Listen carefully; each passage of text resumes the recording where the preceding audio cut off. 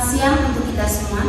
Terima kasih atas waktu dan kesempatan yang diberikan kepada kelompok kami. Kami dari kelompok 2 akan mempresentasikan hasil diskusi kelompok kami. Sebelum kami mempresentasikan hasil diskusi kelompok kami, terlebih dahulu kami memperkenalkan diri kami. Perkenalkan, nama saya Erlin Angelina Tumabea. Perkenalkan, nama saya Elisabeth Kabar. Perkenalkan, nama saya Ferdinand Suraga. Perkenalkan, nama saya Benarita Sudireka. Perkenalkan, nama saya Hazel Musdari Sabtra. Perkenalkan, nama saya Cecilia Najadao. Perkenalkan, nama saya Damsus Albertus Mary. Kami akan mempresentasikan materi kami yang berjudul Faktor Lingkungan.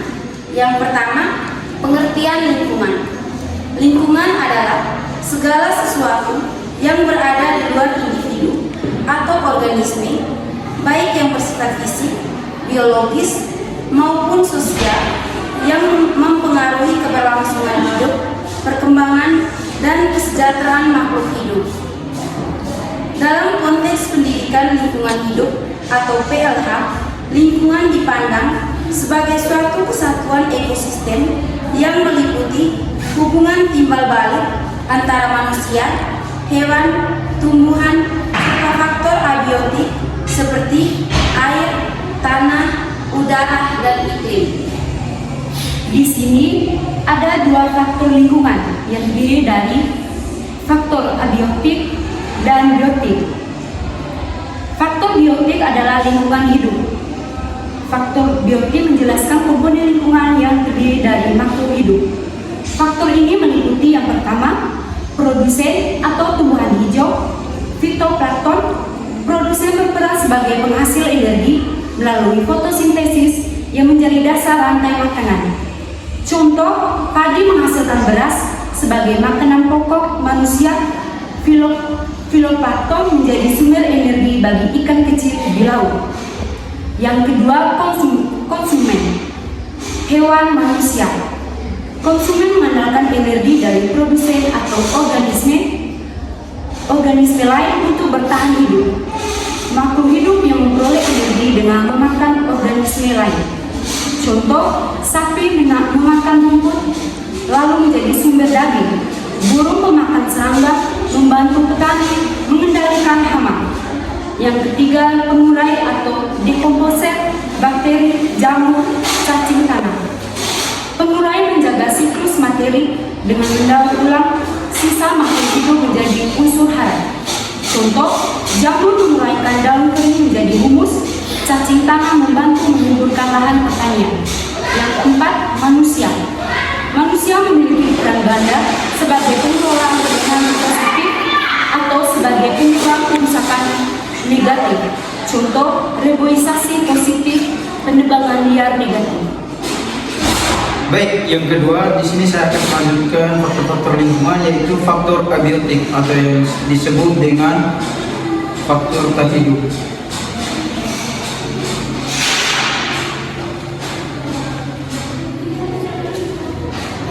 Faktor abiotik adalah komponen lingkungan tak hidup yang berperan penting dalam keberlangsungan kehidupan makhluk hidup. Faktor ini meliputi 1. Iklim dan cuaca. Iklim menentukan distribusi makhluk hidup dan aktivitas manusia.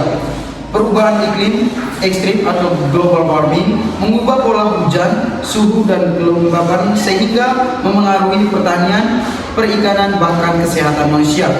Contohnya, Indonesia beriklim tropis sehingga cocok untuk pertanian padi, sayuran, dan buah-buahan. Yang kedua, air atau hidrofresh. Air adalah sumber kebutuhan utama makhluk hidup. Kualitas dan ketersediaan air memengaruhi kesehatan masyarakat dan keberlanjutan ekosistem. Contoh, sungai Bengawan Solo digunakan untuk irigasi pertanian dan perikanan, namun Sungai Citarum terancam limbah industri tekstil sehingga merusak ekosistem air. Yang ketiga, tanah atau litosfer. Tanah berfungsi sebagai media tumbuh tanaman dan habitat berbagai organisme. Kualitas tanah atau struktur kandungan mineral pH sangat menentukan jenis tanaman yang bisa tumbuh. Contoh, Tanah vulkanik di Jawa subur untuk padi dan sayur, sedangkan tanah berbatu di Flores lebih cocok untuk jamu mente atau singkong. Yang keempat ada udara atau litosfer. Kualitas udara berhubungan langsung dengan kesehatan manusia dan makhluk hidup lain. Polusi udara menimbulkan gangguan pernapasan dan pemanasan global. Kelima, cahaya matahari. Cahaya matahari sumber energi utama untuk fotosintesis. Intensitas cahaya menentukan pola pertumbuhan tumbuhan. Yang keenam, ada topografi. Bentuk permukaan bumi seperti dataran rendah, dataran tinggi, pegunungan mempengaruhi jenis vegetasi dan aktivitas manusia. C. Faktor sosial dan budaya dalam lingkungan. Faktor sosial budaya adalah segala aspek kehidupan manusia berupa perilaku sosial, kebiasaan, nilai budaya, norma, kebijakan, dan interaksi masyarakat yang berhubungan dengan pemanfaatan dan pengelolaan lingkungan. Di sini juga terdapat faktor-faktor yang bisa berdampak positif atau negatif. Yang pertama, kepadatan penduduk. Semakin padat penduduk, semakin tinggi kebutuhan pangan, energi, air, dan lahan. Hal ini menekankan daya dukung lingkungan. Yang kedua, urbanisasi. Perpindahan penduduk ke kota besar menyebabkan pemukiman kumuh, lalu lintas padat, dan pencemaran meningkat. Yang ketiga, pola konsumsi dan produksi. Gaya hidup konsumtif menghasilkan banyak sampah, sedangkan produksi industri berlebih menimbulkan limbah. Yang keempat, teknologi dan industri. Teknologi dapat berdampak positif atau ramah lingkungan atau negatif dan pencemaran. Kebijakan dan hukum lingkungan. Aturan pemerintah mengatur penggunaan lingkungan, namun jika lemah, kerusakan lingkungan akan terjadi. Yang keenam, nilai adat dan tradisi. Budaya lokal bisa menjaga kelestarian lingkungan atau merusaknya jika salah praktik. Yang ketujuh, pendidikan dan kesadaran lingkungan. Tingkat pendidikan mempengaruhi kepedulian masyarakat terhadap lingkungan. Yang kedelapan, kebiasaan dan gaya hidup.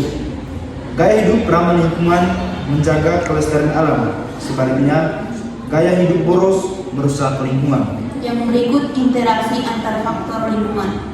Yang pertama, interaksi positif. Interaksi yang saling menguntungkan antar faktor abiotik dan biotik sehingga mendukung keseimbangan ekosistem. Contohnya, tanaman membutuhkan cahaya matahari, air, dan tanah subur agar dapat tumbuh. Yang berikut interaksi negatif, di mana interaksi yang merugikan karena menimbulkan kerusakan atau gangguan pada ekosistem. Contohnya, pencemaran udara dari asap kendaraan menurunkan kualitas kesehatan manusia. Yang berikut, keseimbangan ekosistem terjadi bila faktor biotik dan abiotik berinteraksi secara harmonis. Jika salah satu terganggu, maka keseimbangan ekosistem akan rusak. Yang terakhir, dampak ketidakseimbangan faktor lingkungan. Ada beberapa dampak ketidakseimbangan faktor lingkungan, di antaranya yang pertama, kerusakan ekosistem. Hal ini terjadi karena adanya deforestasi, pencemaran atau alih fungsi lahan. Contohnya seperti penebangan hutan yang kemudian dapat menyebabkan banjir dan longsor. Yang kedua, perubahan iklim global. Akibat efek rumah kaca, pemanasan global dan naiknya permukaan laut, maka contohnya itu dapat berupa suhu bumi meningkat sehingga es di kutub mencair. Yang ketiga, krisis sumber daya seperti ketersediaan air bersih, energi dan pangan yang semakin hari semakin terbatas. Contohnya itu seperti kekeringan panjang yang dapat menyebabkan gagal panen. Yang keempat, kehilangan keanekaragaman hayati. Hal ini dapat berupa seperti punahnya spesies flora dan fauna akibat rusaknya habitat. Contohnya itu seperti punahnya harimau Bali dan hilangnya beberapa spesies burung-burung endemik. Baik, sekian saja hasil presentasi kami. Atas perhatian kami sampaikan terima kasih.